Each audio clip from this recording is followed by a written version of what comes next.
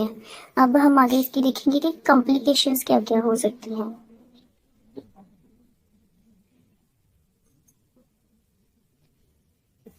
अगर blood pressure हो गया है हाई, उसको हाइपरटेंसिव है वो पेशेंट, तो फिर उसको क्या क्या कॉम्प्लिकेशन आ सकती हैं अपने हाइपरटेंसिव होने की वजह से। मोस्ट इम्पोर्टेंट इसकी जो है ना, चार चीज़ों पे ये वर्क करता है, ठीक है। चार चीज़ें आपने इसकी याद रखनी है। एक वो इफेक्ट करता है सीनस को, एक वो इफेक्ट करता है हार्ट को, एक वो करता है रेटिना पे, आइस पे इफेक्ट करता है, एंड देन वो फोर्थ वाला करता है किडनीज पे इफेक्ट करता है, ठीक है।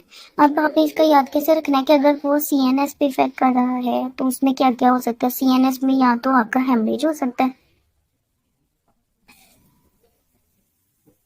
या तो उसको हेमरेज हो सकता है, या तो फिर इसको जो है ना स्ट्रोक हो सकता है, ठीक है। उसके बाद जो हार्ट है, हार्ट में हमें क्या मसला आ सकता है, हो सकता है कि जो हार्ट है उसकी जो है ना हाइपरट्रॉफी हो गई हो, हार्ट की हाइपरट्रॉफी हो सकती है। उसके बाद सिंपल आपने याद करना है कि हार्ट फेलियर हो सकते हैं।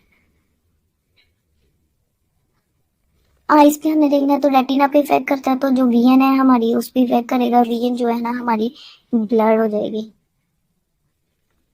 किडनीज पे इफेक्ट करता है तो किडनी में आपने दो पॉइंट याद रखने हैं कि प्रोटीन हो सकता है। प्रोटीन यूरिया हमने इसलिए कहा है कि जो यूरिन है प्रोटीन बॉडी के अंदर इतना ज़्यादा हो जाता है कि वो यूरिन के थ्रू भी एक्सक्रीट करना स्टार्ट हो जाता है। तो जो प्रोटीन यूरिया कहते हैं, जब प्रोटीन यूरिन के अंदर से आने लग पड़े तो ये प्रोटीन यूरिया होगा। और इसके बाद हमने सिंपल याद किया, हमने पहले भी कहा कि रीनल फेलियर हो सकता है। और यही यही इसकी कॉम्प्लिकेशन है चारों, ठीक है। उसके बाद हमने इसकी जो है ना इन्वेस्टिगेशन याद कर लेते हैं। अब हम देखेंगे इसकी इन्वेस्टिगेशन के बारे में। इन्वेस्टिगेशन हमने किस तरह से करनी है कि सबसे पहले हमने उसे कहा था कि उसको किडनी का मसला आ रहा है। किडनी का मसला आ रहा है तो मतलब हम उसका यूरिन एनालिसिस करेंगे,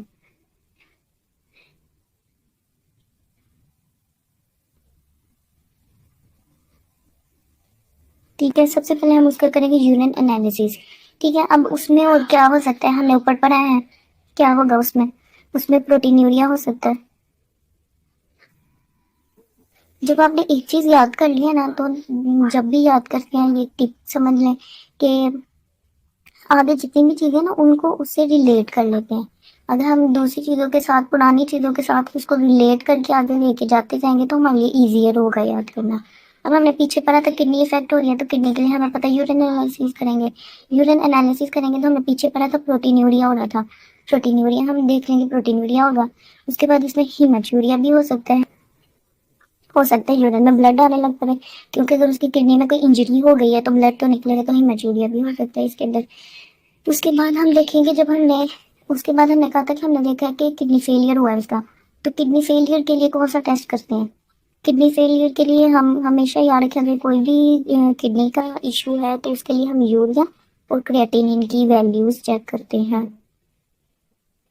तो हम सीरम यूरिया और क्रिएटिनिन का टेस्ट करवाएंगे उसका, ठीक है। और एक और बात आपने याद रखें, चले पहले रिलेट वाला पढ़ लेते हैं। उसके बाद हमने कहा था कि उसको ना हार्ट का मर्ज है, हार्ट की हमने कहा था हार्ट फेलियर हो सकता है, या हार्ट का जो साइज है वो इंक्रीज हो सकता है। तो उसके लिए हम क्या क्या करवा सकते हैं, हम चेस्ट का एक्सरे करवा सकते हैं, हम उसकी ईसीजी करवा सकते हैं, हम उसकी इको भी करवा सकते हैं।